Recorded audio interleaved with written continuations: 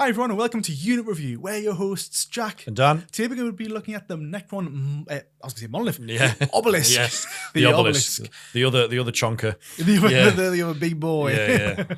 Yes, the Obelisk. Great looking model. Does it perform? Yeah. It's a tough one. Yeah.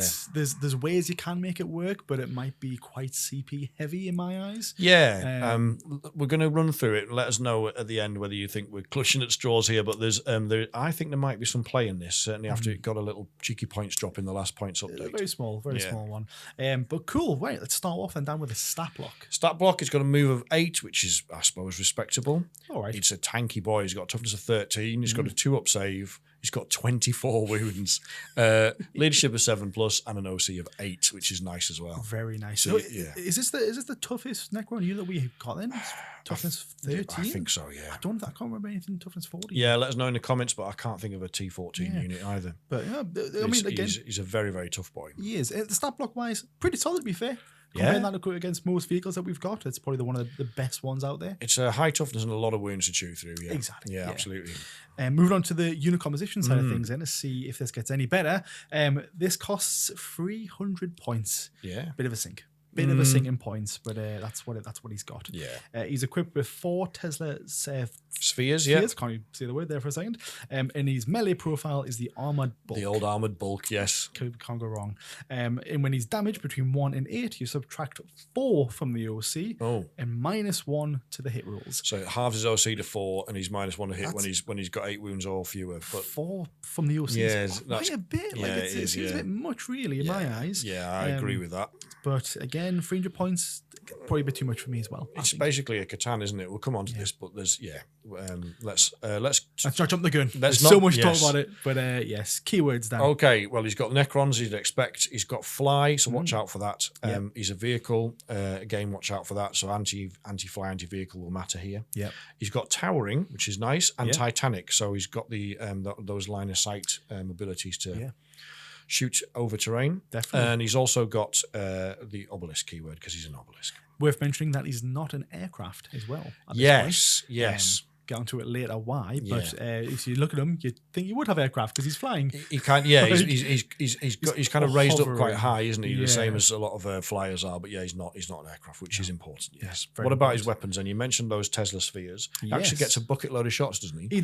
He certainly does. So since he's got 4 of them, they each have 6 attacks each. Right. For 24 total. Yeah. But starting off fully, he has this weapon profile is anti-fly +4 and sustain hits 2. So you could be getting a lot more than 24.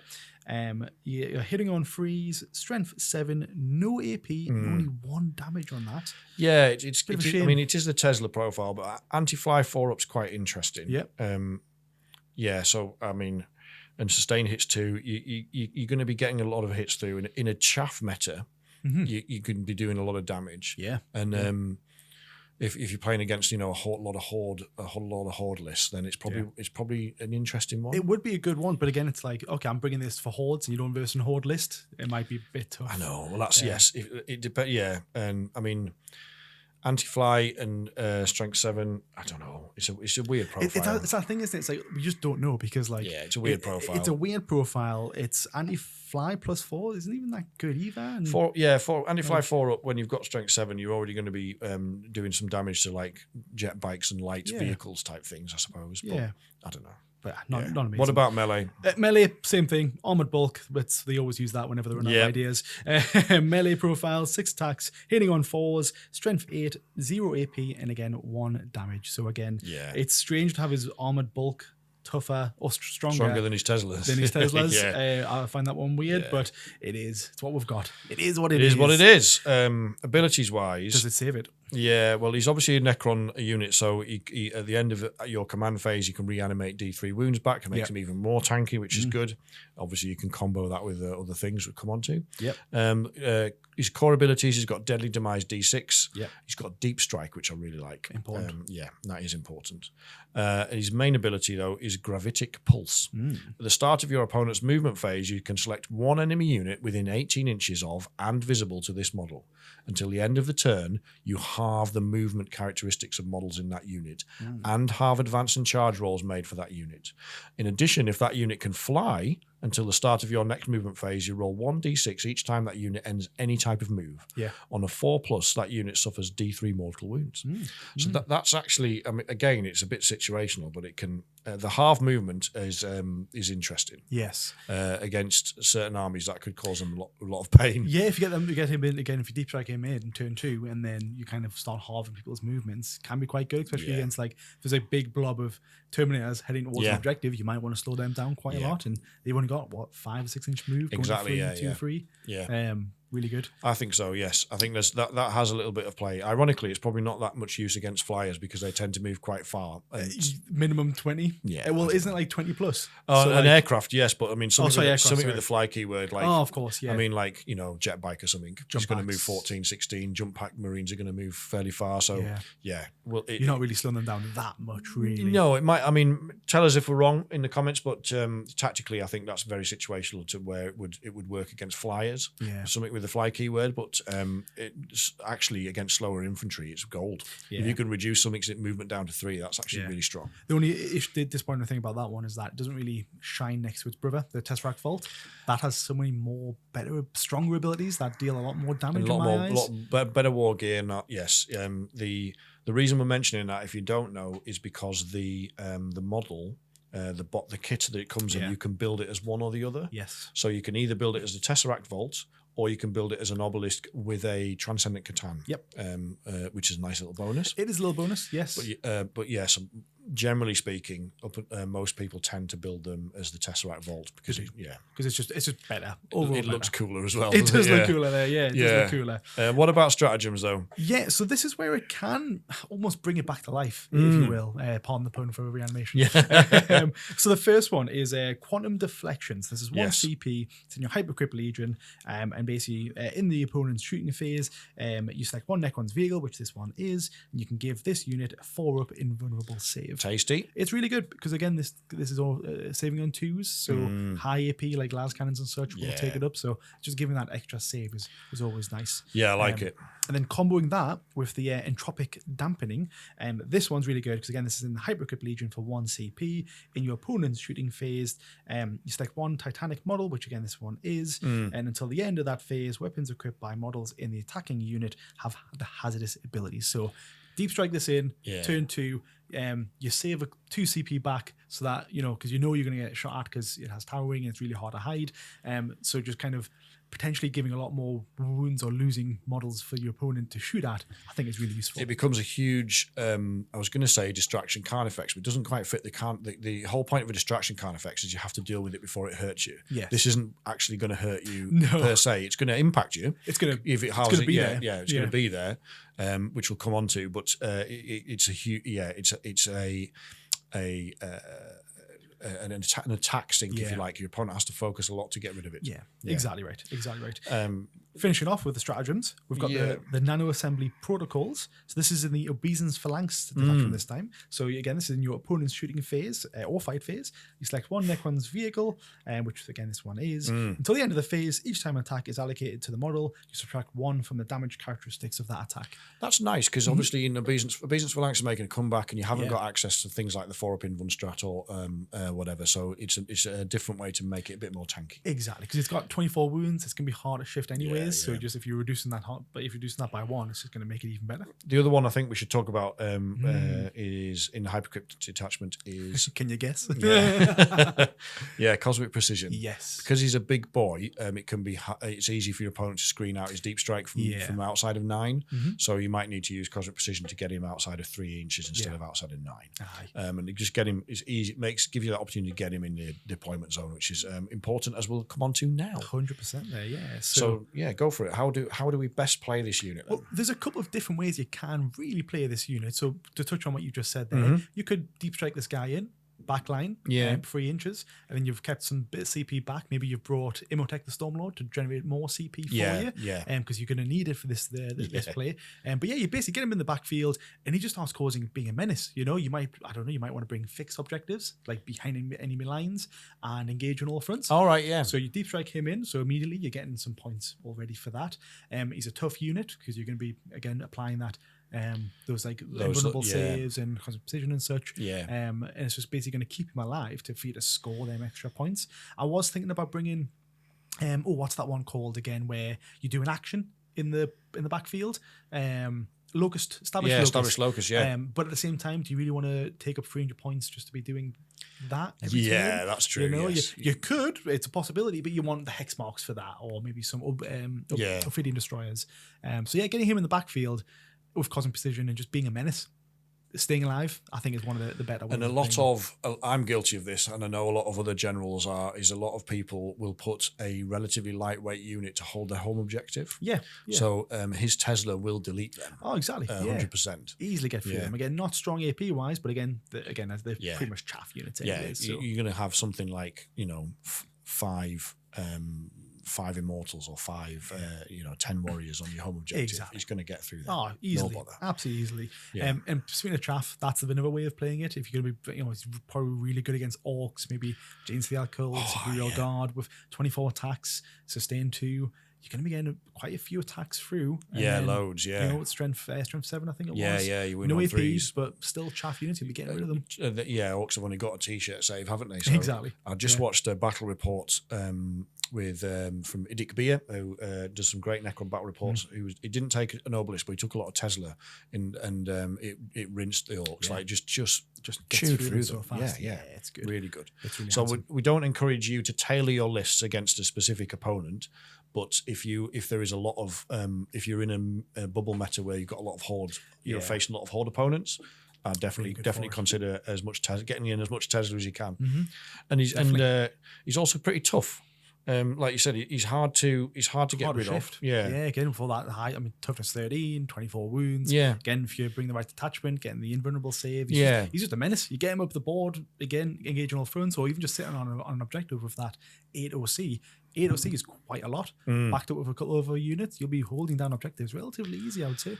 Yeah, he's got a reasonable OC until he gets down to 8 wounds, hasn't he? He's got an OC of 8, so OC of 8 is good. That's unless the opponent's got a battle line unit, he's probably going to be holding that objective in many cases. Most things there. So he's got some play. He's got some play. He's got a little bit of play. Yeah. It's like, whenever we do these videos, we always go in like talk ourselves in. We go in like, this is a crap unit. But then we're just like, actually, he's a bit of back and forth. He's got a little bit of play. Yeah, we touch on this sometimes, but I do think, particularly if you're playing at competitive level or casual competitive, as we do, like 1 foot in each camp, is the element of surprise can often win you a game or help you win a game. And if your opponent is not used to playing against an Obelisk, they won't know exactly how to deal with it. It's very true.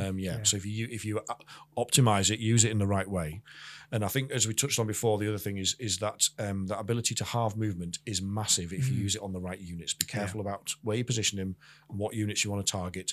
If your opponent has got massive, like you touched on, a 10-man brick of Terminators, you definitely want to slow them down.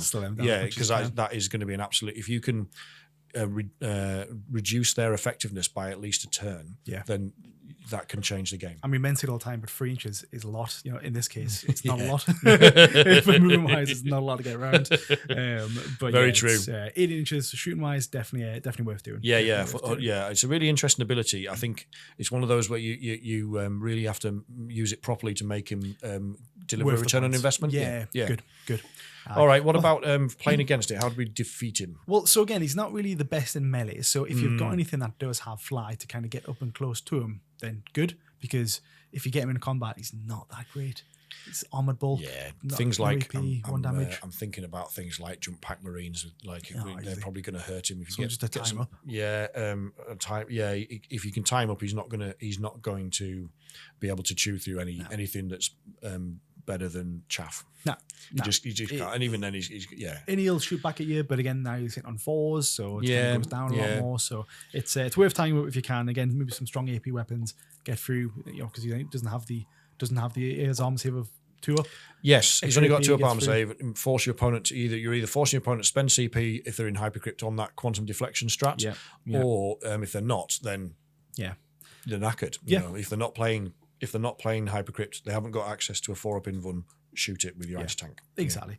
On the flip side, though, if you have lots of strong, let's say you've brought knights, for example, why bother attacking it?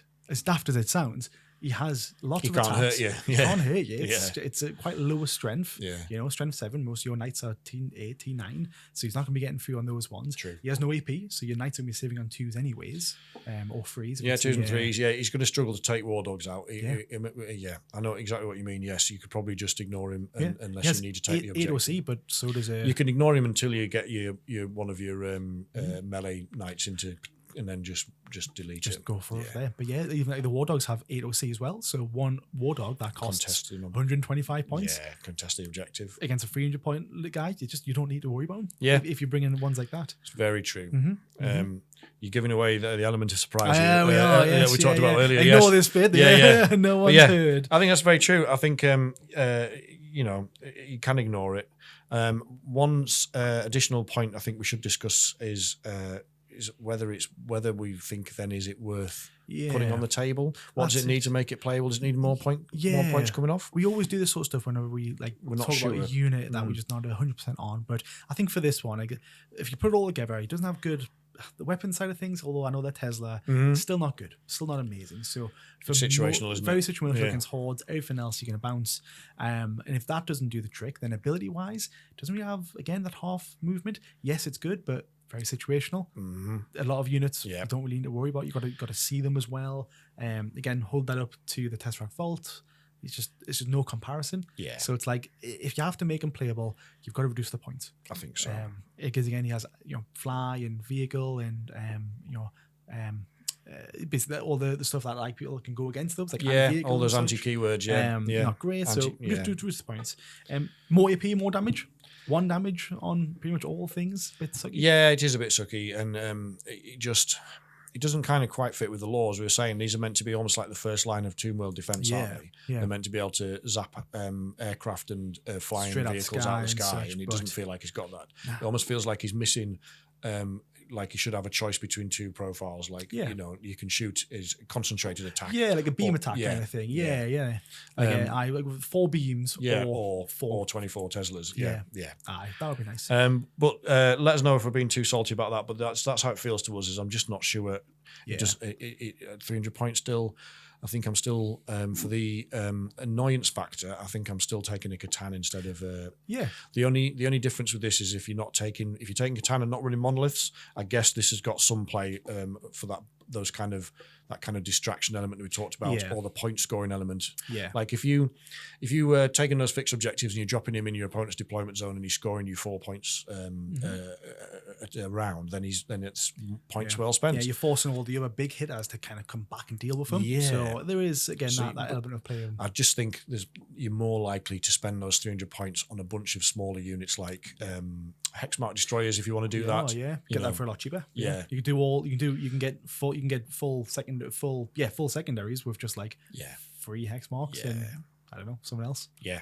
Death marks or something. Yeah. And that's still probably saving you That'll points. Be cheaper. Yeah, just slightly. Yeah. Cheaper. Yeah. So I mean obviously they're a bit easier to deal with, but it doesn't matter if you score points at the end of your turn. Yeah. You don't care if your hex marks exactly. And they've got loan up. So it makes them harder to hit. So yeah, I think points wise, it's maybe it was nice to see it get a points cut, but I think the conclusion we're reaching, it needs a little bit more. Maybe 250.